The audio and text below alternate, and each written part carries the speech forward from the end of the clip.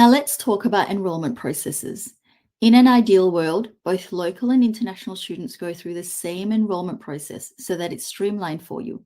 And let's face it, it's much more efficient, isn't it?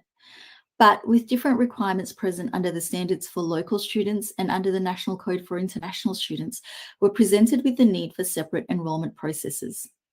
Under the Standard 3 of the National Code, there are two key points. First, CRICOS providers must have a written agreement with international students. These written agreements must include the CRICOS provider's number and registered name, complete information about the course, including whether there's a work placement component to it, the applicable entry requirements and course fees, as well as other fees that may apply, such as material fees, photocopying fees, course transfer fees, and when those fees are payable. Refund policies, including the process for claiming a refund and who can receive a refund other than the student, such as their parent, legal guardian, or next of kin. Conditions that may be imposed on a student's enrolment, the RTO's complaints and appeals process, to notify the RTO of a change in their contact details within 7 days of the change, their emergency contact in Australia, how the RTO manages and discloses of their personal information, and inform the student to keep a copy of the written agreement and receipts of any payments made.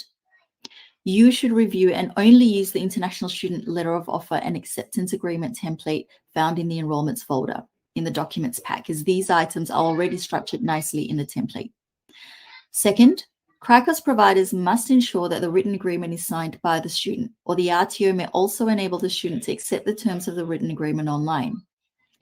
If the RTO does allow for students to accept the terms online, the RTO must consider how they'd verify the authenticity of an online acceptance. There are some novel ways to verify the authenticity of the written agreement, such as using PandaDocs to have the student digitally sign the written agreement. With PandaDocs, when a document is digitally signed on their platform, it comes with a signature certificate outlining the student's name, their signature or initials, their verified email address, their IP address, and a date and time stamped for when the document was signed.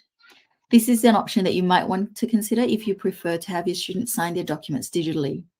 Now, don't forget that if your RTO is enrolling students under 18, you must have the written agreement signed by their parent or legal guardian, as in Australia, under the Minors Property and Contracts Act 1970, a contract is generally unenforceable against a minor. Once the agreement's been signed, the RTO can then accept payment from the international student.